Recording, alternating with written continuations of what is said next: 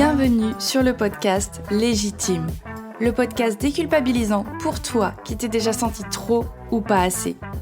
Moi c'est Clémentine, je suis coach confiance et estime de soi et je t'accompagne à reconnecter avec qui tu es, assumer ta personnalité et enfin te libérer du regard des autres.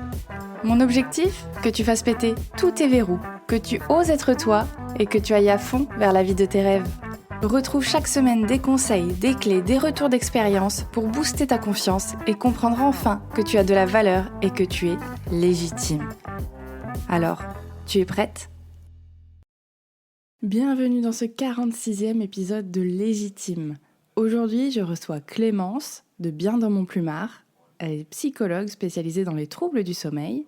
Et aujourd'hui, elle va nous parler de justement comment avoir un bon sommeil réparateur, comment être plein d'énergie, en forme, dynamique dans sa journée et profiter de la vie tout simplement. Écoute, bienvenue Clémence sur Légitime. Je suis ravie de t'accueillir aujourd'hui pour qu'on parle d'un sujet quand même assez important pour son bien-être personnel qui est le sommeil. Avant qu'on commence dans le vif du sujet, moi je demande toujours à mes invités une anecdote originale, un truc un peu rigolo, qui n'a pas forcément en lien avec le sommeil, mais voilà, pour que tu puisses te présenter.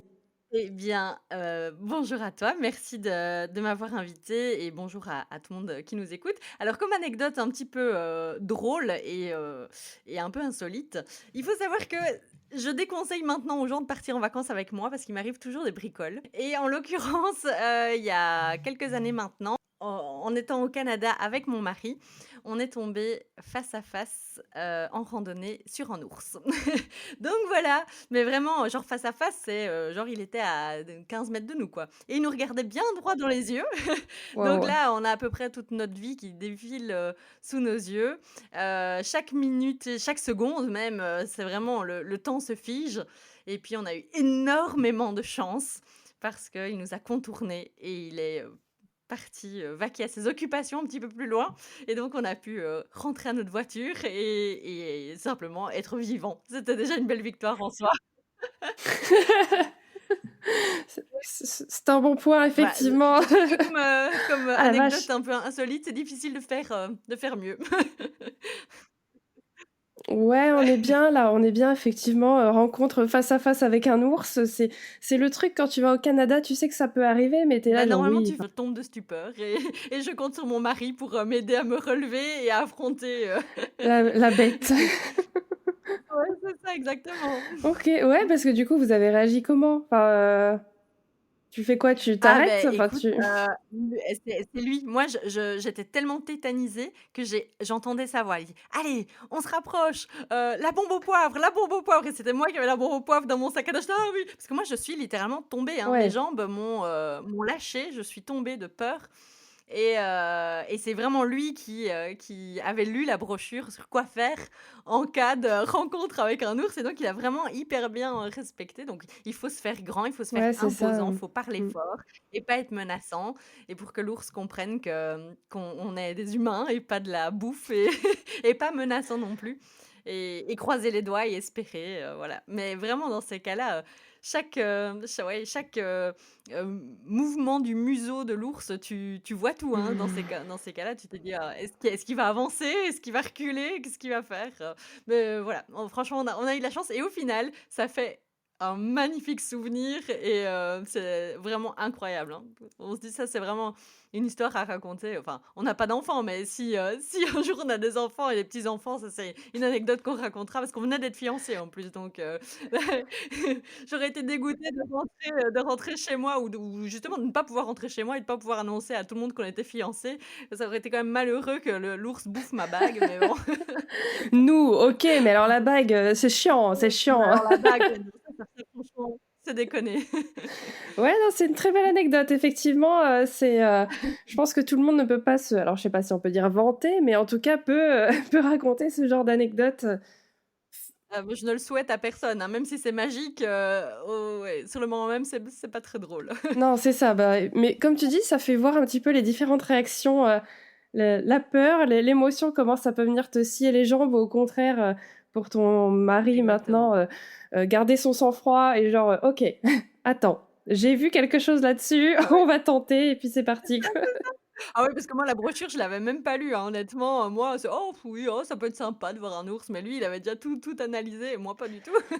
C'est là que je te dis: «Ah, c'est bien la complémentarité quand même, c'est pas C'est mal». ça, c'est ce que j'allais dire. On voit que pourquoi c'est important qu'il y en ait un qui soit un peu plus focus sur ce genre C'est ça, d'informations que l'autre. cartésien, exactement. Ok, bah écoute, trop bien. Merci. Déjà, je pense qu'on commence très bien cet épisode. Moi, j'adore cette anecdote, elle est pépite. Donc, Avec plaisir. mais bon, du coup, ça n'a rien à voir avec le sommeil, mais c'est très bien. Moi, j'aime bien. Ça détend l'atmosphère tout de suite. Et du coup, donc, tu t'es spécialisée dans le sommeil. Oui. Pourquoi? Est-ce que c'est que toi-même, tu avais des soucis, de sommeil ou c'est, je sais pas, c'est un sujet qui t'a intéressé comme ça? Alors, donc je travaillais en milieu hospitalier et sans vouloir paraphraser, une réplique bien connue de film, je dirais que l'histoire c'est d'avoir des rencontres. C'est une histoire de rencontres. Donc c'est c'est vraiment ça. En fait, j'ai rejoint un service particulier d'un chef de service avec qui je m'entendais très, très bien et en gros en pneumologie et dans le service de pneumologie, beh, il y avait le laboratoire du sommeil et je suis quelqu'un de très curieuse. J'aime beaucoup apprendre, j'aime beaucoup découvrir et en fait, donc mon bureau était, dans le même bureau que tous les ordinateurs parce qu'il faut plein d'ordinateurs dans un laboratoire du sommeil. Hem Et donc voilà, donc en fait, j'ai commencé à m'intéresser un petit peu comme ça, un peu en stummeling comme on dit chez nous. Je ne sais pas si c'est français, mais en tout cas c'est belge comme En expression. stummeling. Un petit peu en stummeling. Ah ben voilà, hop, la expression belge, Allez, ça c'est bim, fait. au cas où vous a J'avais les au cas où vous auriez pas remarqué un petit peu le léger accent, voilà, stummeling, je non, voilà, ça c'est fait, voilà. En sous-marin, on peut dire ça très aussi. bien. Voilà, de manière officieuse, je m'intéressais et puis vraiment, j'ai eu de la chance qu'ils comprennent, mon intérêt, qu'ils comprennent et qu'ils valorisent ma curiosité, et là, ça m'a vraiment ouvert les portes, ben, vers des formations. Donc non, je ne suis pas une ancienne insomniaque, je suis une passionnée, des gens. Mmh. Je suis une passionnée de l'humain, et en fait, bah, voilà, j'ai commencé ma carrière, en travaillant dans le service d'oncologie, hein, donc ça n'avait rien à voir, mais une autre forme d'humain. Et c'est vrai que, beh, mine de rien, avec le sommeil, j'y ai trouvé, une branche de la psychologie passionnante, très vaste. On en apprend tout le temps. Ça touche à plein de choses, ça touche, à l'aspect neuro, à l'aspect, psy, à l'aspect pneumo aussi, voilà, ça touche à plein d'aspects et quoi qu'il en soit, ça impacte la vie des gens. Donc voilà, j'ai envie de dire, c'est vraiment ça, l'attrait de l'humain, de la curiosité, de quelque chose qui a un impact concret, réel et quotidien, en fait, dans la vie des gens. C'est pas de la psychologie, bien éloignée, de la réalité quotidienne. C'est vraiment, voilà, m'insérer, les accompagner les gens, les guider dans leur quotidien pour améliorer le sommeil. Donc, voilà, j'ai fait une formation, en thérapie cognitive et comportementale, hein, pour ceux qui connaissent. Donc c'est vraiment une branche de la psychologie qui est vraiment orientée sur l'ici et maintenant, un problème concret et le futur. Donc c'est pas tant aller, déconstruire des traumas, des choses comme ça, mais c'est plutôt se concentrer, sur un problème bien donné et encore plus spécifiquement, donc quand je dis j'ai eu la chance, c'est que petite Belge que je suis, j'ai quand même eu la chance d'aller à Paris me former, à la thérapie cognitive et comportementale du sommeil. OK. Donc c'est encore plus spécifique, voilà, auprès des psychiatres et des spécialistes du sommeil français. Donc voilà, c'est vraiment, ouais, c'est super intéressant, c'est hyper, complexe, complet et complexe. Donc voilà, il y a plein de choses à savoir, il y a plein de choses à apprendre et il y a plein de choses à expliquer, aux patients. Donc voilà, voilà pourquoi le sommeil. Très bien, merci beaucoup. Effectivement, enfin, oui, le sommeil, comme on disait tout à l'heure en off, c'est enfin, un des éléments qui me paraît essentiel, quand on parle de prendre soin de soi, et de justement avoir ne Mmh, serait-ce que enfin, si tu as pas d'énergie, que ce soit par le sommeil ou par l'alimentation et cetera, tu feras rien de ta journée et forcément ça impacte ton exactement. moral, ça impacte, bah, voilà, tes envies, ce que tu te crois capable de faire ou pas. C'est sûr que si tu te Tout à lèves, tu es fait. éclaté dès le matin, bon, bah, tu es pas dans le meilleur des Ah moods, mais quoi. C'est ça, beh, tu commences ta journée avec, des lunettes teintées, grises, sur tes yeux, en fait, hein. Tu peux pas voir les choses, colorées, joyeuses et positives si tu commences ta journée en te demandant, comment est-ce que tu vas faire pour C'est tenir, en ça. fait. Si ta première pensée du matin, c'est: «Oh mon Dieu, comment est-ce que je vais faire pour assumer ma journée?» bah, c'est qu'en quelque sorte, je vais le dire un peu crûment, mais tu es déjà en train de passer à côté de ta journée. Ouais. Et c'est vraiment, voilà, c'est la base. Et malheureusement, c'est vrai que, et je te remercie d'ailleurs, encore une fois, je te l'ai dit en off, mais je te remercie vraiment de me donner la parole dans ton podcast parce que ben, je constate malheureusement qu'on n'en parle pas assez du sommeil. Moi, j'étais convaincue, mais vraiment convaincue qu'en lançant mon compte Instagram, j'allais être noyée au milieu de plein d'autres coachs, thérapeutes, psy du sommeil. Et ben, je les cherche toujours. Et ben, je les cherche toujours. J'aimerais bien qu'il y en ait plus et qu'on puisse un petit peu diffuser la bonne parole tous ensemble et sensibiliser, parce qu'il y a aussi un gros, gros travail de sensibilisation, d'information, de déconstruction des croyances. Et donc, ben, merci à toi pour ça, parce que c'est important. Avec plaisir. Mais parce que, ouais, pour moi, c'est important et c'est vrai que, enfin, oui, j'ai effectivement pas vu de coach, thérapeute, autre, vraiment sur le sommeil. Alors évidemment, il doit y en avoir, mais c'est vrai que c'est pas forcément accessible à tout le monde et même si tu sais que oui, le sommeil, c'est important, blablabla, généralement, tu as ce truc de: «Oui, mais ça va, moi, je dors bien». Tu vois? Genre, Ouais. ça va être une de mes questions, mais c'est quoi vraiment un bon sommeil réparateur? Parce que j'aurais tendance à dire que moi, je dors bien, je me réveille pas dans la Mhm. nuit, je m'endors, je fais partie de ces personnes qui s'endorment en 2 secondes et demie dès que la lumière est éteinte et ça, Yes. c'est cool. Et du coup, c'est vrai que j'ai du mal Ouais. à comprendre, enfin, oui, à comprendre comment les gens font pour ne pas dormir. Mais Mhm. Ouais, ouais, mais clairement. je me dis alors, je pense que je dors bien parce que je me réveille quand même éveillée, justement, je me réveille, Oui, mais finalement, c'est ça. c'est quoi un bon sommeil réparateur? Parce qu'il y a des gens qui vont dormir toute la nuit, mais qui vont être éclatés quand même, donc c'est quoi le Tout comment à on fait. sait? Eh bien, déjà là, dans ce que tu expliques, il y a déjà un critère super important et fondamental, c'est ben, comment se passent tes journées. À partir du moment où, même si tu dors, si tu es éclaté au sol, comme tu dis, exactement la journée, bah, c'est qu'il y a quelque chose qui coince. Parce que le sommeil, le but du sommeil, c'est de récupérer. C'est de régénérer les cellules, c'est de se reposer, c'est de diminuer la fatigue.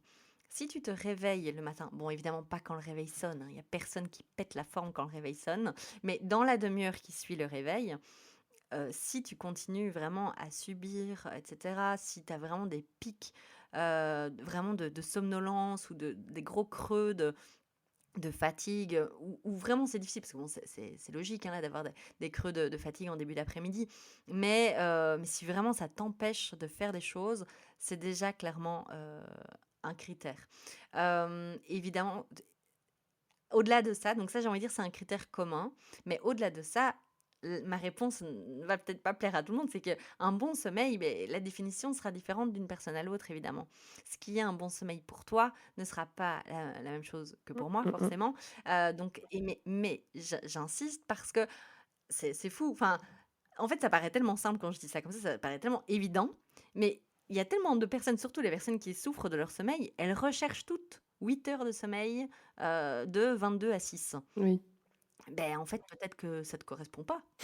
Peut-être qu'en fait, toi, un bon sommeil pour toi, c'est pas 8 heures de sommeil de 22 à 6. Peut-être que c'est 8 heures de sommeil de 23 à 7 ou de minuit à 8 aussi peut-être. Ou peut-être que c'est pas 8 heures de sommeil et c'est OK aussi. Donc en fait, le critère vraiment pour identifier est-ce que ton sommeil à toi, ou en tout cas est-ce que comment tu dors là maintenant, ça te convient bien? Ben, il y a pas 36 000 solutions, c'est d'analyser ta journée. Si tu fonctionnes bien, si tu arrives à mener à bien tes activités, tant professionnelles, obligations que loisirs évidemment, hein, Ouais. ben, je pense que c'est un bon indicateur. Si tu commences à te dire: «Comment est-ce que je vais masquer, ma fatigue? Comment est-ce que je vais faire pour faire genre ou montrer que ça va alors que ça va pas?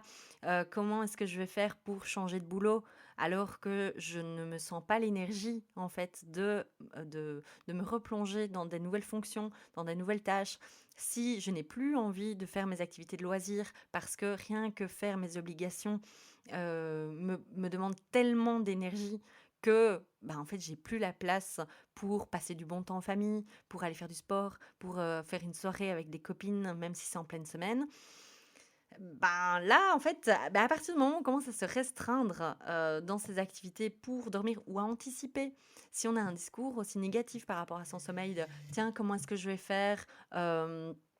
si j'ai quelque chose de prévu, comment est-ce que ça va se passer? Est-ce que je vais réussir à bien dormir? Et cetera, et cetera. Bon, ben ça, à partir du moment où le sommeil devient une source de discours négatifs ou de stress, ben je pense que, c'est déjà aussi, un indicateur de difficulté. OK. Ouais, effectivement, comme tu dis, enfin, j'aime bien ce principe de, le bon sommeil pour toi sera pas le bon sommeil pour moi. Enfin, c'est vrai que c'est ce que je dis en coaching pour n'importe quoi, en fait, c'est pour ça d'ailleurs qu'il y a pas de Mais solution, clairement. prédéfinie de: «Bah si, fais ça et tu auras confiance en toi» ou bah non, parce que ça ce qui marche pour moi ne marchera pas pour toi. Non, mais en fait, ça paraît, tellement évident auprès des personnes qui dorment bien, Ouais, mais le contraste, le contraste de discours, justement, entre les personnes qui dorment bien et qui sont OK, pour qui ça semble logique, et justement les personnes qui ont des troubles du sommeil et qui recherchent une forme de normalité mmh, ou de standard de sommeil, et le problème, c'est qu'elles agissent pour arriver à des standards qui ne leur conviennent pas au final. Parce qu'elles sont tellement déboussolées ouais. et perdues par rapport à leur rythme et à la compréhension d'elles-mêmes que, elles en viennent à se dire: «Oui, mais on m'a dit qu'il fallait absolument que j'aille dormir avant minuit parce que les heures avant minuit comptent double». Heu, alors qu'en fait, pas du tout, ça leur convient pas du tout, et donc ouais, là ça devient vraiment compliqué, quoi. Ouais. Ouais, c'est ça, en fait, c'est dès que tu es un peu dans le cas, alors pas désespéré, mais peut-être presque, hein, pour certaines personnes, où tu te dis: «Il me faut la solution miracle, je vais tester tous les conseils que je lis effectivement, le 8 heures de sommeil, ouais, les heures comptent double et cetera». Ça, c'est comme les glucides le soir, Mmh, tu vois? Genre, «Ah non, faut pas en manger parce mmh. que là, pareil, les calories comptent double» ou des trucs comme ça Ouais, oui, oui, oui, oui, c'est ça, et exactement. et oui, c'est ça, en fait, les parce que finalement 8 heures, c'est pas forcément enfin, il y a pas de règle, j'imagine, pour les personnes est-ce qu'il y a un minimum quand même d'heures où là, c'est pas, comment dire? Viable, vivable ou est-ce que Oui, ouais, oui. Oui, oui, il y a quand même un nombre minimal d'heures où en fait les études ont montré que en dessous de 5 heures de sommeil par nuit, ça avait un impact sur la santé, OK. vraiment. Donc voilà, c'est vrai que les personnes qui dorment chroniquement, Mmh, hein, 5 heures, pas une fois de temps en oui. temps, on peut Mmh faire la mh. fiesta et puis se lever tôt le lendemain, hein, ça c'est pas du tout un problème. Mais voilà, après il y a des personnes qui ont besoin de 6 Mmh. heures. Il y a des personnes qui, physiologiquement, n'ont besoin que de 6 heures de sommeil. Je les envie, je les envie. Elles ont ah mon Dieu, elles ont le temps de faire plein de choses en plus. On gagne au moins 2 heures, c'est énorme. Vraiment énorme. Bon, après, tout est une question de statistiques et de recensement, enfin voilà, de statistiques au niveau de la population générale. On sait que la majorité des gens ont besoin de 7h30. OK. Mais ça veut dire aussi qu'il y a des personnes qui ont besoin de 6 heures et il y a des personnes qui en ont besoin de 9, Oui. Mmh. tous les jours, hein, là. On parle pas d'une nuit de récupération, hein. Il y a des personnes qui ont besoin de dormir 9 heures tous les jours, Mmh mh. toutes les nuits. Et quand elles en dorment 7h30, bah, elles sont en dette de sommeil. Donc voilà, mais ça, il y a pas de miracle, il faut se connaître. Il faut savoir un petit peu, comment on fonctionne, et c'est pas si facile que ça dans notre société par rapport au sommeil. C'est pas si facile que ça de se connaître, de se comprendre et de se respecter aussi. C'est ça. Ouais, parce qu'après tu as toutes les obligations finalement du quotidien ou si tu as un travail, ben, 9h-18h, alors que toi tu serais peut-être plutôt quelqu'un qui vit la nuit et qui, qui dort jusqu'à midi. Enfin, j'exagère peut-être un peu, mais je sais Ouais, qu'il y a certaines personnes comme ça, donc bah, tu es forcément tout frustré, à ton fait. rythme il est complètement fracassé parce que, ben, tu es obligé de te plier aux horaires, mais derrière, bah, Oui. ça impacte, enfin c'est un cercle vicieux au final, Oui, oui, clairement. Alors, bon, dans un monde idéal, de thérapeute de sommeil, je rêverais que toutes les personnes aient un boulot qui corresponde à leur rythme et tout ça. Bon, c'est pas toujours, si évident, c'est pas toujours si évident que ça, et pas si, voilà, facile à mettre en Mmh. place. Mais par contre, aller, dans un travail qui va totalement à l'encontre de son propre rythme, bon, on peut le tenir un temps, mais à un moment donné, ça risque de coincer. On le voit, par exemple, chez les personnes qui travaillent à pause, hein. Il y a des personnes qui tiennent très très bien le rythme de pause pendant longtemps. Puis il y a des personnes à un moment donné ça commence à impacter la qualité de leur sommeil, la quantité de sommeil, leur forme, etc. Bon là, c'est qu'à un moment donné, le corps ne tient plus et qu'il faut peut-être repenser. Et c'est vrai que là, on en arrive dans des situations où ben, le conseil le plus judicieux, ce serait de se reconvertir, de changer de boulot. C'est pas toujours facile à entendre. Mmh. Mais bon, voilà. Bon, après, bon, je parle là du travail à pause, c'est quand même un cas assez extrême. Mais voilà, c'est vrai qu'il y a des personnes qui ont un travail de jour et qui sont plutôt des chronotypes du soir et qui ont un fonctionnement du soir et c'est pas facile de se caler non plus, quoi. Ouais, ouais, ouais. Non, c'est sûr que c'est pas évident, mais comme tu dis, apprendre à se connaître et à voir un petit peu son rythme, quand est-ce que tu as plus d'énergie sûrement, dans la journée et voir aussi peut-être, parce qu'il y a aussi des personnes justement qui ont peut-être des boulots assez prenants et qui ont envie de profiter un peu le soir de la famille ou de se Oui, détendre, mais qui du coup reculent oui, cette heure de eh coucher. oui, Heu, de ouais. coucher, tout à fait. Comment mmh, Oui, oui, c'est vrai que ça, c'est très, très fréquent, hein, c'est bien plus ça d'ailleurs, qu'on voit aussi, en consultation. C'est un peu, toutes les injonctions de la société quoi, hein, où on devrait être, performante, efficace, belle, jolie, souriante et disposée, à n'importe quel moment du jour et de la nuit. Mais enfin voilà et c'est vrai qu'à un moment donné, j'ai des patients qui me disent: «Oui, mais je comprends pas, j'ai vraiment un creux, à 15 heures alors que tous mes collègues, ils commencent à être au taquet après les réunions de l'après-midi, vers 15, 16, 17 heures. Voilà, eux, ils peuvent, continuer à travailler et tout et moi, je suis vraiment une loque, quoi, je dois rentrer». Je dis: «Oui, mais toi, à 8 heures du matin, tu te sentais comment?» mmh, «Ah ben, en super forme». «Ah oui, tes collègues, ils étaient où à 8 heures du matin?» «Bah, en train de boire leur quatrième café». «Ah ben voilà, oui, on est d'accord». Donc voilà, mais c'est vrai qu'il y a un peu, je trouve oui, ces injonctions il faudrait être, au taquet et à 100% tout le temps. oui, Et c'est aussi une croyance, du monde, salarié au final. Ben, je suis payée pour travailler 8 heures par jour, donc je dois être performante 8 heures par jour. Ben non! On n'est pas fait pour être, performant de la même manière 8 heures par jour, mmh. on est des humains, hein, pas des robots, hein, donc on peut pas avoir le même niveau d'énergie à 8 heures ou à 15 heures, hein, ça, c'est pas possible. C'est ça. Bah, ça me fait sourire ce que tu dis parce que, avant que je me reconvertisse, en coach, donc j'étais dans le tourisme, j'étais en agence de voyage, ma dernière expérience salariée et je suis passée pendant, 3-4 mois en mi-temps pour justement, préparer mon changement et Ouais, en fait, j'étais beaucoup plus efficace pendant 4 heures de ma journée. Je faisais limite autant de ventes et de chiffres en 4 heures. clairement. Par contre, bah, voilà, le reste de la journée, je faisais ce que je veux, je travaillais sur mon projet et à mon entretien annuel, quand j'ai dit justement, bah, de quoi j'aurais besoin, enfin, j'aurais eu besoin si j'avais continué, bah, j'avais dit: «Bah, des horaires aménagés, enfin moins d'heures, en fait» et mon responsable Mmh. avait rigolé genre, «Ah, tu es un peu feignasse, toi tu veux travailler la moitié de ton temps?» Ben et je lui voilà, avais dit: «Bah, c'est fou. non, mais regarde les chiffres, en fait. Je fais la même chose, voire mieux, Ouais, en moins de temps et moi, je suis moins fatiguée» parce qu'effectivement, il y avait des journées où, en plein milieu de l'après-midi, il y avait plus personne, quoi. J'étais le mal de ouais, crâne, enfin donc au final, tout à fait. c'est Clairement. dur à accepter pour les entreprises, je pense, oui. Ouais et ça, c'est la magie de l'entrepreneuriat.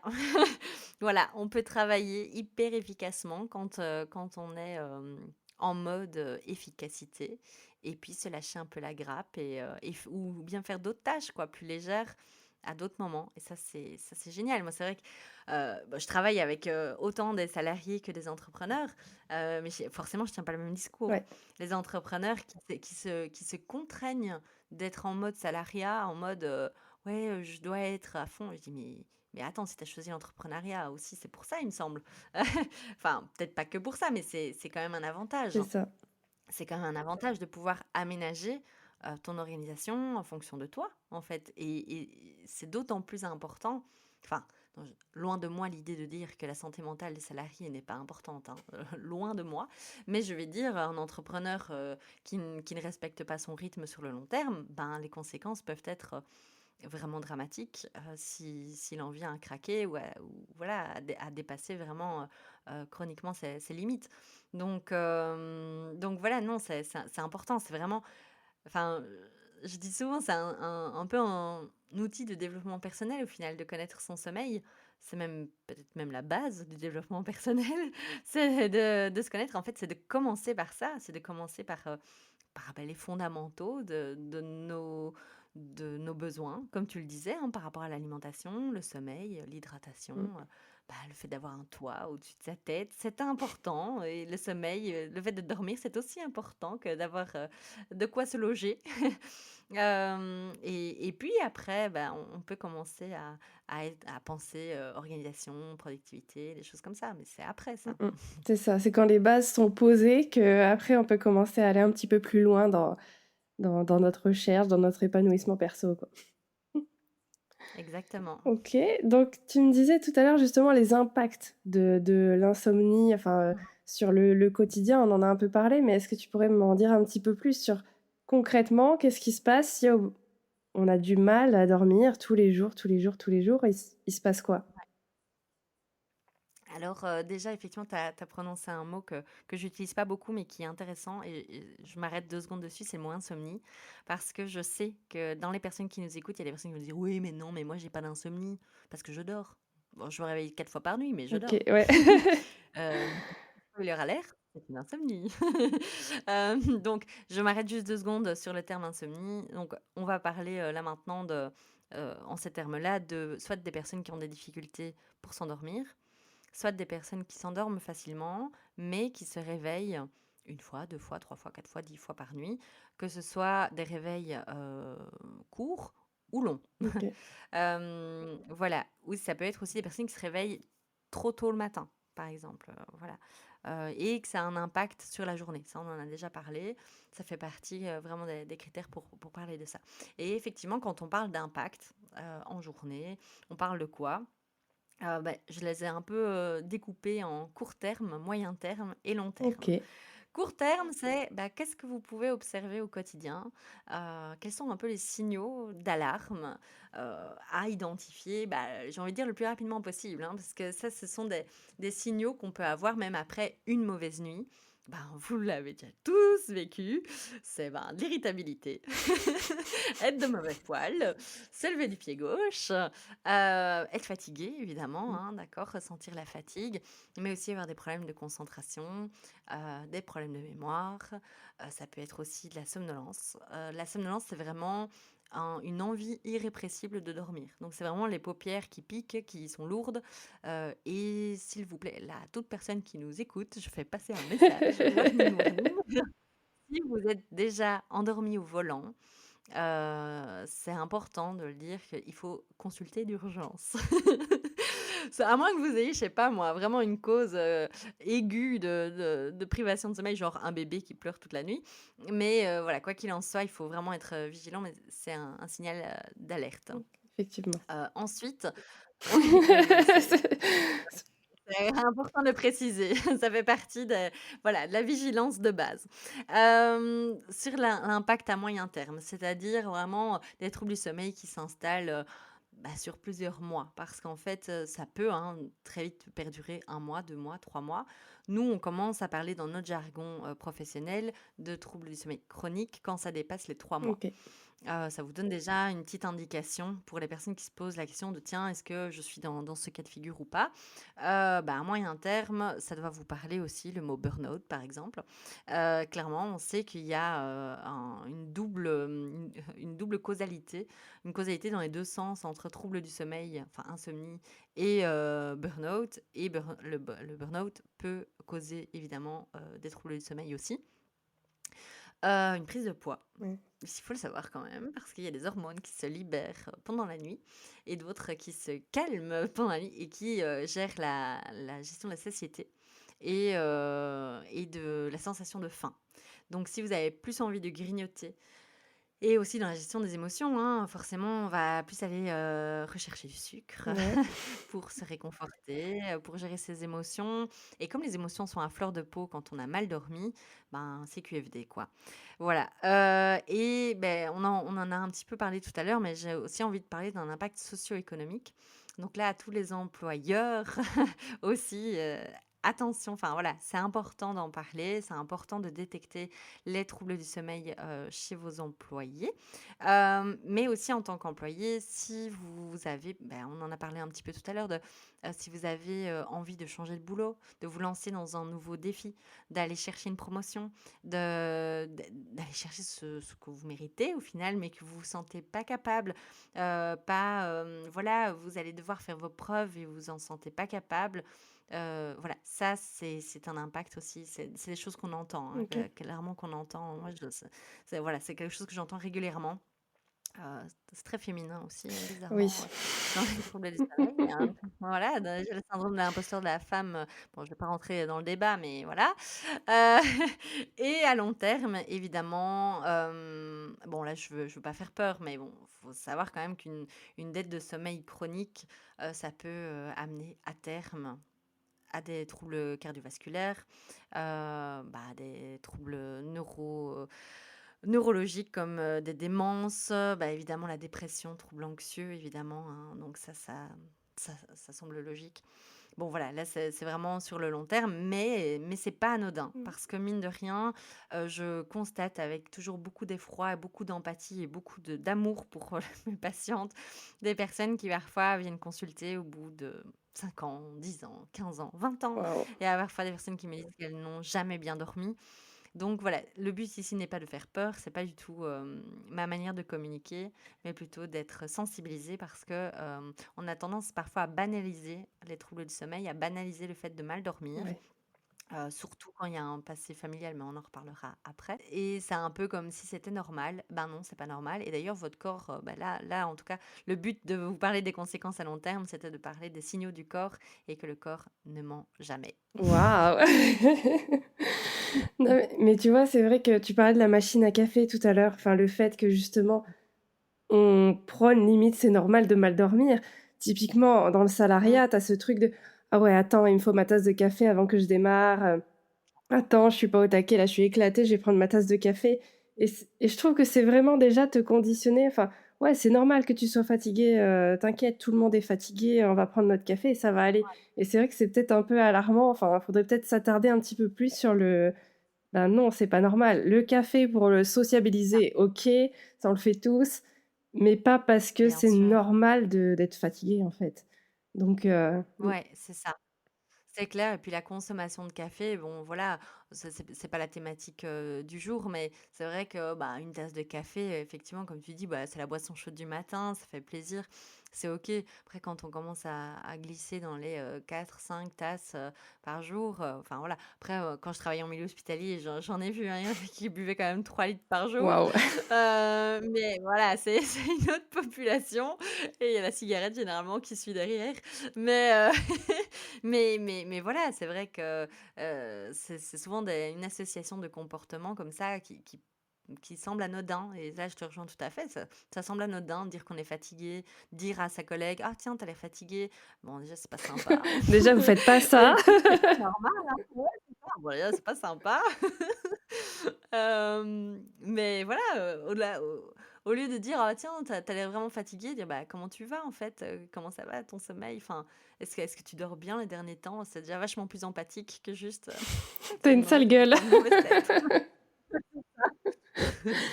On est d'accord, on est d'accord et du coup, bah, justement, comme le corps ne ment pas, que nous dit le corps quand Ouais. on dort pas bien? Ben ce qu'il nous dit le corps, il nous dit qu'il y a quelque chose qui ne fonctionne pas bien, qui a c'est vrai que tu m'avais posé la question, tiens, quelles sont les causes? Est-ce qu'il y a toujours une cause, physiologique? Il peut y avoir, hein, évidemment, le corps, à un moment donné, peut dysfonctionner. Bon, je pense à des mais là, on passe plutôt dans les maladies du sommeil. C'est ce que je cherche, moi, à diagnostiquer avant de prendre en charge, les patients, hein, c'est voir s'il y a lieu de faire des examens complémentaires, une prise de sang, un test du sommeil, voilà, d'autres choses. Ça, c'est important de les Mmh. diagnostiquer parce qu'il peut y avoir des causes mécaniques, physiologiques aux troubles du sommeil, c'est important. OK. Hem, mais au-delà de ça, en fait, bah, moi, évidemment, la majorité des gens que j'accompagne, enfin toutes les personnes que j'accompagne, il y a eu, il y a eu, souvent un élément déclencheur. Mais un élément déclencheur n'arrive pas, enfin, je veux dire, ça nous arrive à tous de mal dormir. Oui. On a tous des événements de vie, des périodes, du stress, de chic, de tchac.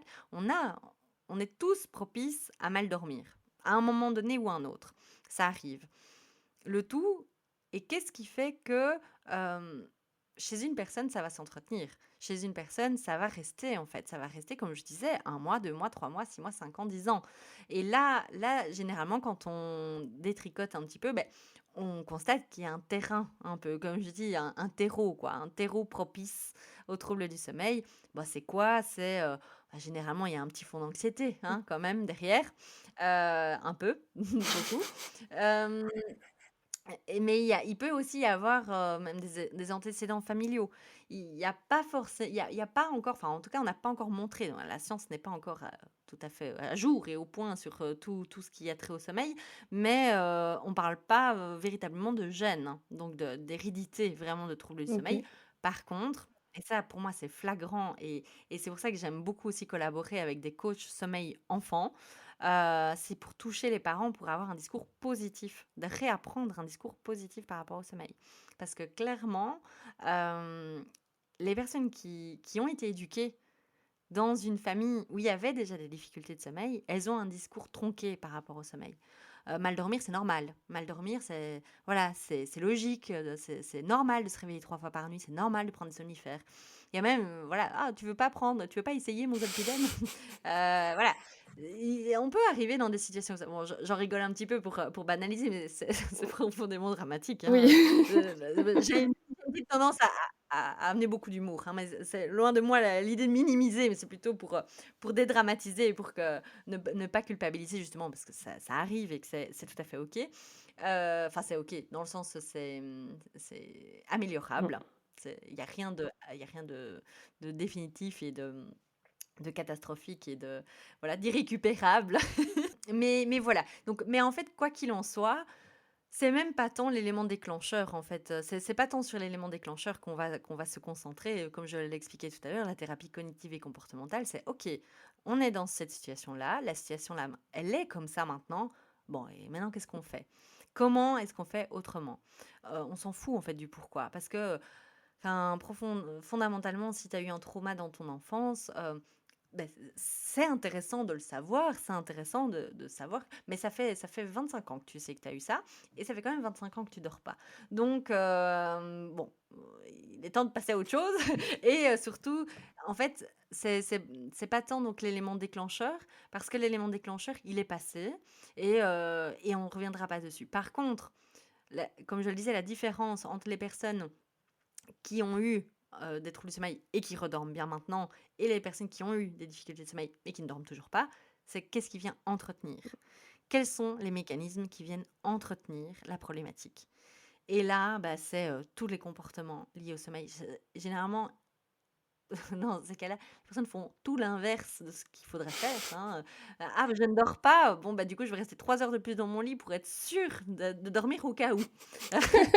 Au Spoiler cas où je alert, me ça ne rendorme. marche pas. Voilà, c'est ça. Mais oui, oui, mais au moins comme ça, je me repose. Mais non, ça ne marche pas en fait. C'est, totalement, contre-productif et qu'est-ce qui vient entretenir aussi? Ben, généralement, il y a du stress Mmh. et là, on dit: «Oui, mais je suis stressée. Est-ce que je suis stressée parce que je dors pas ou est-ce que je dors pas parce que je suis stressée?» Bah, très certainement un peu des 2.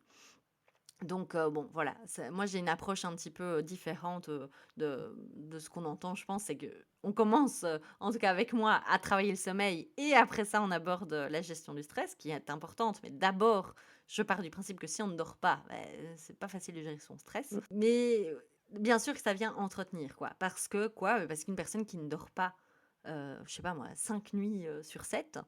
bah, à partir de 17 heures, elle commence à dire: «Oh punaise, ça y est, il fait noir. Oh et 20 heures, oh là, allez et ce soir, comment ça va se passer? 23 heures, mon Dieu, mon Dieu, mon Dieu, je vais aller dormir, comment ça va se passer? 1 heure du matin, ça y est, premier réveil, c'est foutu et demain je vais encore être éclatée et comment est-ce que je vais faire?» et cetera. Bon tout ça, les personnes qui ont déjà vécu ça, elles se reconnaissent très certainement et bah, c'est sûr qu'on peut pas, retrouver le sommeil sereinement, quand on a des pensées comme ça par rapport à son Mmh, sommeil. Ça, c'est évident. Voilà. c'est ça. Non, mais c'est marrant parce que heu, j'ai toujours du mal à dire la différence entre le coaching et le psy TCC Mmh mh. parce que justement, Ouais, bah, c'est très similaire, c'est exactement ça, c'est toujours, oui, bah, oui, OK, oui, c'est ça, comme tu dis, on s'en fout de ce qui s'est passé avant, là, on va essayer de faire quelque chose avec ce qu'il y a maintenant et pour aller, vers le futur et clairement, bah, c'est la branche de la psychologie qui ressemble le plus au coaching, hein, ça ça c'est sûr. Moi, c'est vrai quand on me dit: «Ah non, mais moi j'envoie, chez une psychologue quand il y a des traumas du passé et qu'il faut» je fais: «Oh là là, non, tous les psys ne sont pas comme ça». on s'en fout de votre passé, en avance là, on y va. C'est ça, mais oui, c'est clair. Parce que surtout, même les personnes, en fait, ça enfin, désolée, je vais être grossière, mais ça les emmerde. Mmh, C'est bon, généralement, si elles ont eu un trauma dans l'enfance, ça fait 15 fois qu'on remet la même problématique sur la même situation. Donc non, elles ont juste envie de faire autrement, en fait et d'avoir des clés pour faire autrement. Mmh. c'est ça et du coup, c'est exactement ça, ce truc des pensées, enfin, comme tu dis, le déclencheur, c'est pareil, on s'en fout, oui, OK, tu te déclenches, enfin, Mmh tu te mh. déclenches, tu arrives pas à dormir à cause de ça ou parce que tu as vécu telle ou telle chose, OK, ça, on a compris, mais derrière, c'est ça, c'est qu'est-ce que tu es en train de penser? Qu'est-ce que tu es en train de te raconter? Et c'est ce que je disais à une amie Ah, l'autre jour, je lui dis: «Comment tu fais pour ne pas dormir? Explique-moi comment tu fais pour ne pas dormir?» Et bah, justement pour mettre un peu en lumière, qu'est-ce qu'elle se raconte, qu'est-ce ouais, qu'elle fait ouais, et je trouve ça toujours très exactement. intéressant comme, bah, voilà, tu as le même type de Ouais, réponse, c'est une belle formulation. C'est une belle formulation, ouais, c'est clair. Mais c'est encourageant parce que ça veut dire aussi, que toutes les clés sont entre les mains des c'est personnes. ça. Je peux comprendre que ça peut faire peur, ça peut certaines personnes: «Mais oui, mais j'ai tout essayé», mais généralement, en fait, quand on pose vraiment l'action: «Oui, mais OK, tu as tout essayé, mais tu as essayé Mmh, quoi concrètement?» «Ah ben j'ai essayé des plantes, j'ai essayé le CBD, j'ai essayé le MDR, j'ai essayé les somnifères, j'ai essayé machin». Je dis: «Ah, donc en fait, toutes des, solutions extérieures à toi». mmh, Parce que je suis désolée, mais une plante, le CBD, c'est pas en toi la ressource, c'est extérieur à toi. Tu as essayé de t'apporter une solution extérieure. Ça n'a pas marché. OK, j'entends. Ça voilà. Ça aurait pu, t'aider si tu l'as enfin, peut-être, si ça faisait 15 jours que tu dormais pas bien. Bon, là, ça fait 5 ans, donc effectivement, c'est peut-être un peu pas vrai. Mais je te rassure, en fait, en se calant, sur ton sommeil, sur tes habitudes, sur ton fonctionnement, sur ton rythme, c'est tout à fait possible de réapprendre à dormir, en fait. C'est physiologique le sommeil, c'est physiologique. Si tu as besoin de CBD tous les soirs pour t'endormir, je suis désolée, ce n'est pas normal. mmh. Un écureuil dans la forêt, on lui demande pas s'il a besoin de CBD pour aller dormir, quoi. Mais non, mais on est des animaux, en fait et encore l'écureuil, il a la crainte de se faire bouffer par le renard, quoi. Voilà. Mais Est-ce que l'ours que tu as il a pas croisé, il besoin de avait ça. besoin de CBD? Non! Non, non, non, exactement. L'ours, il se cale sur la luminosité. C'est tout. C'est tout ce dont il a besoin et de Et manger, bon, bon, beaucoup. pour subvenir à l'hiver, mais Voilà, ouais. exactement. Non, mais c'est vrai que c'est super intéressant. Enfin, comme tu dis, c'est ça, c'est chercher tout de suite à l'extérieur, comme si, tu allais avoir une solution miracle, alors que finalement c'est beaucoup plus simple que ça. Enfin, puisque finalement, c'est toi qui vas pouvoir Oui. gérer, et reprendre un rythme, comme tu dis, réapprendre à dormir, en fait, tout simplement. Réapprendre, c'est ça, reprendre le contrôle et je sais que ça peut paraître totalement à l'opposé, ben, parce que les personnes disent: «Oui, mais justement, je contrôle plus rien, et j'essaye de contrôler». Oui, mais le bon contrôle, avec les bonnes manettes, quoi. C'est ça. Voilà. Ouais, parce il y a contrôle et contrôle, hein. Parce que souvent ce que j'entends, enfin des personnes qui dorment pas ou qui ont du mal à s'endormir ou qui se réveillent et cetera, Mmh mh. heu, c'est le truc de: «Ouais, mais j'arrive pas à arrêter de penser». Donc déjà ça me fait toujours un petit Ouais, peu ah ouais, sourire ce truc-là, genre en mode, c'est ouais, normal mais mais j'arrive pas à arrêter de ouais, penser et du coup, je pense, je pense, je pense et je m'endors pas ouais. et qu'as-tu à répondre à ce cet argument? Bah, ouais, le cerveau qui a du mal à se débrancher, c'est oui, effectivement, c'est assez récurrent. À ça, ce que j'ai envie de répondre, à ces personnes-là, c'est que il faut pas voir le sommeil comme un bouton on-off. C'est pas un interrupteur, en fait, le sommeil. C'est pas: «Ah ben oh, il est 22h32, j'ai décidé d'aller dormir, je me couche, j'éteins la lumière et tout va bien se passer». C'est pas à 22h32 qu'il faut commencer à se poser la question, hein, c'est à 8h32 du matin qu'il faut commencer à anticiper sa nuit, à préparer sa nuit, pas anticiper, à préparer sa nuit et à tout mettre en place pour que la nuit soit sereine. À 22h30, si tu as fait ben, ouais, si tu as lézardé toute la journée dans ton canapé, et que ou tu as été malade, par exemple, tu as dormi, tu as fait 3 siestes, ben, 22h30, tu dormiras pas. Donc ça, c'est normal. Si tu as bossé non-stop, non-stop, non-stop, que tu as été sur projet par projet, que tu as enchaîné les réunions, les mails, les trucs à gérer et tout, et puis qu'à 22h30, tu crois franchement que ton cerveau va se débrancher à ce moment-là, non, non, non. Donc, commence à penser à débrancher ton cerveau en journée. Fais-toi de la place, des micro-places. C'est pas obligé d'être 3 heures de méditation, hein. Ça peut être des petits moments de break, des petits moments pour voir en fait ce que ton cerveau il a à te dire. Parce qu'en fait, si tu lui laisses pas la place en journée, bah, il va se faire entendre, mais il va se faire entendre la nuit. Quand tu auras plus de stimulus, quand tu auras plus de distraction, et surtout, surtout dans ces cas-là, ne mets pas la télévision, hein, ne mets pas une série pour te concentrer sur autre chose. Parce que qu'est-ce qu'il va faire? Il va te réveiller en plein milieu de la nuit. Il va dire: «Coucou, j'avais quelque chose à te dire, de super intéressant, tu n'as pas voulu m'écouter? Eh ben, je vais te réveiller». J'ai pensé à Mais ça c'est ça, là et exactement. Et alors et du coup, bah, j'imagine bien que la personne, elle va se dire: «Ah mais à ce moment-là, j'ai des idées, j'ai des choses, il faut pas que j'oublie. Bah, du coup, je vais allumer la lumière, je vais prendre un carnet, puis je vais écrire». «Ah bah oui, beh, bien sûr». Et comme ça, donne-lui rendez-vous demain à la même heure, il fera la même chose. Voilà, ça s'appelle un conditionnement. Voilà, si tu donnes à manger à ton cerveau à 2h30 du matin, c'est comme manger de la nourriture, hein. Si tu commences à manger à 2h30 du matin, bah, le lendemain, 2h30 du matin, ton cerveau, il va se dire: «Yeah, il y avait quelque chose de vachement sympa hier pendant la nuit. Je vais réessayer de la réveiller, on verra bien si elle me donne à manger de la même manière». Mais voilà. ouais, effectivement, c'est moche, hein, c'est très très moche ça. Arrêtez de nourrir votre cerveau à 2 heures du matin. C'est chiant. C'est ça. Mais ok. C'est ni le lieu, ni le c'est ni le moment, ni l'endroit, ça sert à rien 2h30 du matin. Il se passe rien, tout le monde dort, et même si tu as oublié d'envoyer le mail, c'est pas grave. Au pire, la conséquence, arrivera le lendemain matin et puis au pire, il y aura pas de conséquence et tu auras quand même rien perdu de pas l'avoir envoyé à 2h30 du mat. Donc il se passera rien, quoi qu'il en soit. À 2h30 du matin, c'est juste: «Chut, tais-toi, à demain, bonne nuit», c'est tout.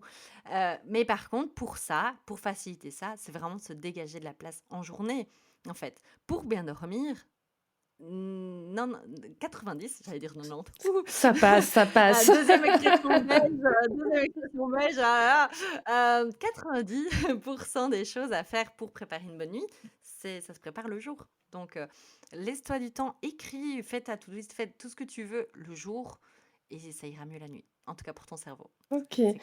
Ouais, donc en fait, c'est faire des petites pauses. Ouais, comme tu dis, se libérer un petit peu. Enfin, si t'as des trucs qui te viennent en tête dans la journée, ou tu balances tout sur papier, ou tu te le dis à voix haute, j'imagine, un petit peu en fonction de ton Oui, fonctionnement et c'est tout. ça. Mais De ouais. t'autoriser ça en journée, en fait, ces petits moments-là. C'est de te laisser du temps, en fait, hein, pour des moments des moments de pause, des moments de respiration. T'es pas obligé de respirer, mais des moments de respiration même pour ton cerveau, quoi. C'est ça. Il a besoin d'être oxygéné, donc allez-y. C'est ça. Exactement, Mais clairement. ouais, c'est ça, c'est pas obligatoirement comme tu disais, de la méditation, du yoga, etc. C'est juste, fais une pause, enfin, laisse-le s'exprimer, exprimer ce qu'il a exprimé Exactement. pour que le soir, il y ait pas à faire le débrief de la journée et comme tu dis, le planning de demain et du week-end prochain pour l'anniversaire de Michel, etc., quoi.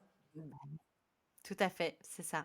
Ça n'a pas besoin d'être compliqué, ça n'a pas besoin d'être long, c'est juste utile, en fait. C'est voilà, se dégager des moments, et arrêter de penser que le cerveau qu'on peut être en activité 100% du temps en étant éveillé, c'est pas possible. Enfin si, c'est possible, mais du coup, on peut se réveiller pendant la nuit. Voilà, faut savoir ce qu'on veut, quoi, mais Voilà. OK, ça marche. Donc se libérer du temps, en fait, dans la journée pour, décharger un petit peu le le cerveau finalement.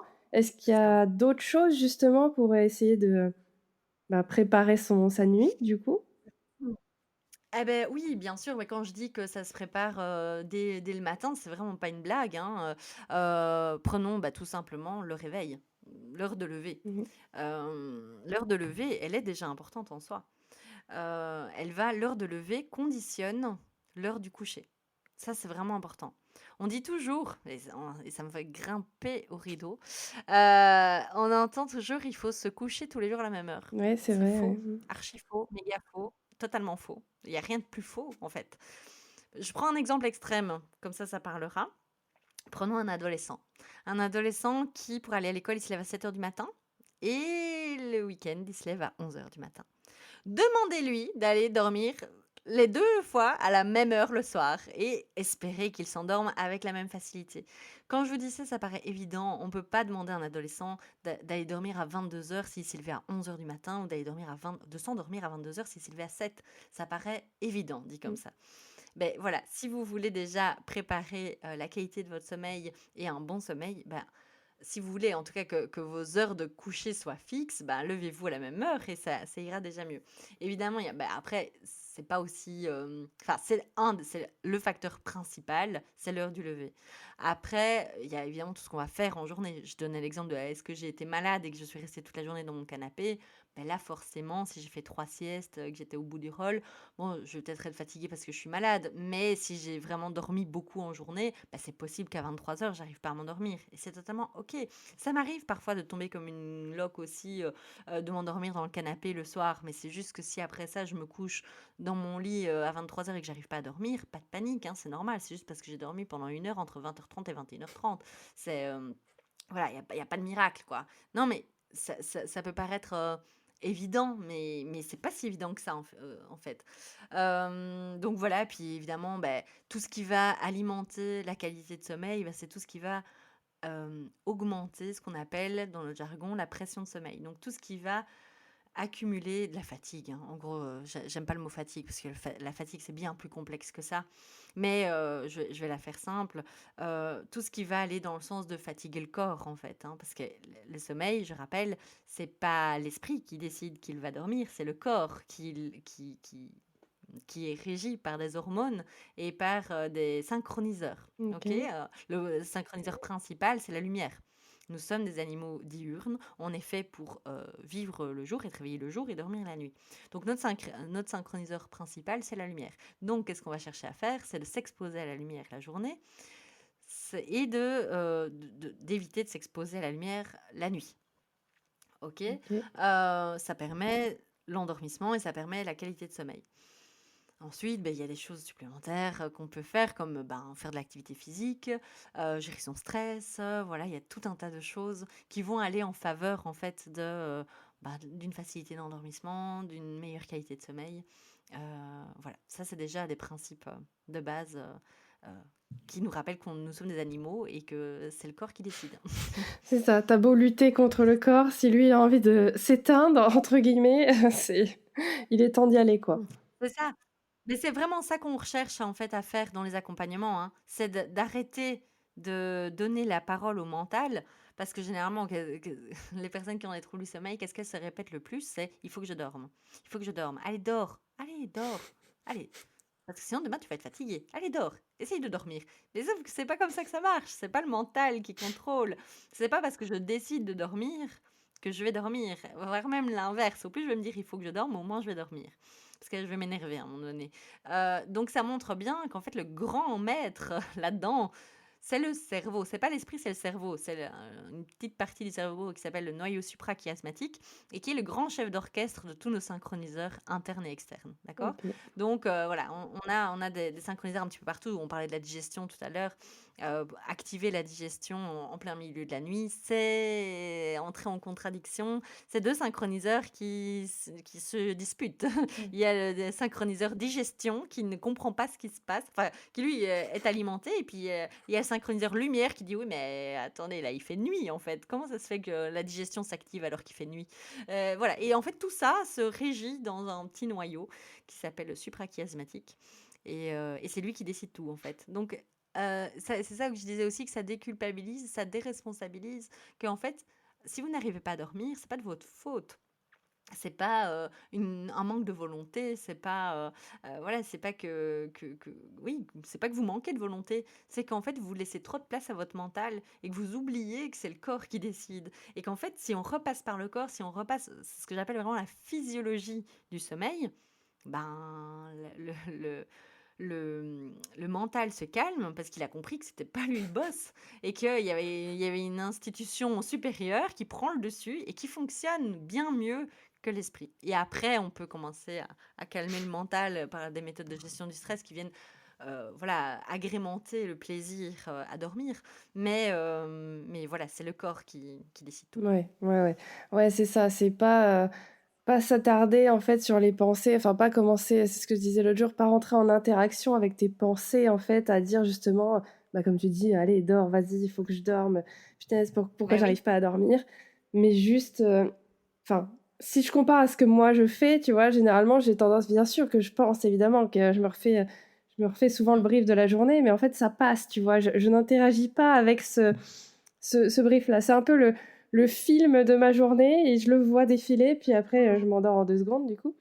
Mais ouais, c'est ça, c'est, ben voilà. déconnecter ne pas interagir et ne pas alimenter comme tu dis, le mental qui est là Ouais. qui trouvera toujours plein de choses Oui, à dire en plus. et c'est vrai.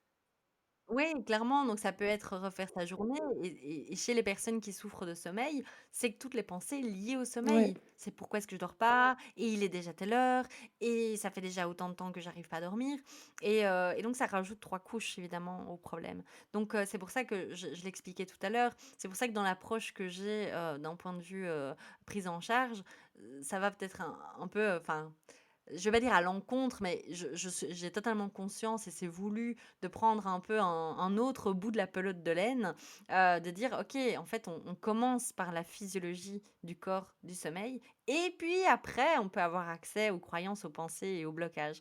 Parce que auprès d'une personne qui ne dort pas depuis 5 ans, lui dire, non, mais il faut que tu arrêtes de te dire qu'il faut que tu dormes, elle vous envoie son oreiller à la figure, hein.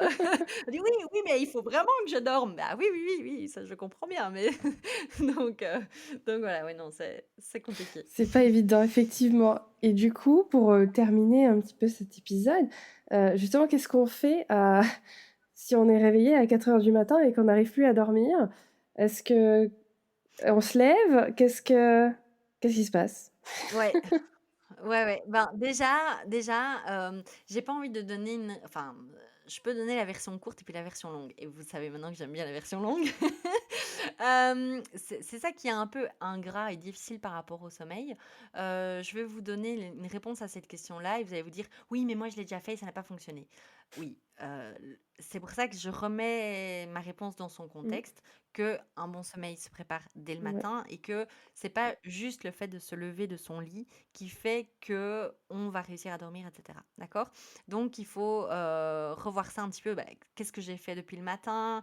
Est-ce que je me suis levée enfin, à quelle heure est-ce que je me suis levée? Qu'est-ce que j'ai fait dans ma journée? À quelle heure est-ce que j'ai été dormir? Est-ce que j'étais stressée? Et cetera, et cetera, et Ouais. cetera. Et après ça, à 4 heures, quand vous vous réveillez, effectivement, levez-vous. Ça ne sert à rien de rester dans son lit à se répéter qu'il faut que je dorme. Ça ne sert à rien. Ben, en fait, à part se tourner dans tous les sens et s'énerver et renforcer du coup le problème. Parce qu'on en vient à créer un conditionnement négatif avec le lit, hein. Il y a des personnes qui peuvent plus voir leur lit en peinture. Rien que le fait de s'allonger dans leur lit, ça les angoisse. Bon, ça, on évite, hein. Donc, on se lève, on va dans une autre pièce, on met une lumière pas trop forte. On évite, s'il vous plaît, d'allumer le téléphone à ce moment-là, s'il vous plaît bien, parce que ça bloque la mélatonine. Et puis, bah, on fait une activité ennuyeuse, quoi. On ne donne pas à manger à son cerveau à ce moment-là. On commence pas à préparer sa journée, on commence pas à préparer sa réunion, on commence pas à préparer les tartines du petit. Non, on ne donne pas à manger à son cerveau, on lui donne quelque chose de totalement chiant, ennuyeux, soporifique. Voilà. Vraiment un truc, le bouquin le plus nul et le plus chiant que vous avez dans votre bibliothèque, ben, c'est le moment de le ressortir à 4h30 du matin. OK. Voilà. Ouais, c'est ça, c'est le bouquin chiant, enfin le truc, voilà, que t'as pas envie de lire, Ouais, sur, je sais pas, n'importe quel thème, mais OK. Un truc, n'importe vraiment quoi. qui t'intéresse pas, en fait, littéralement. Et après ça, on se remet dans son lit, hein, on reste pas comme ça pendant 3 heures, hein. Oui, oui, oui. Parce que si tu lis ce livre qui était soi-disant inintéressant pendant 3 heures, c'est qu'à un moment donné, il y a un souci.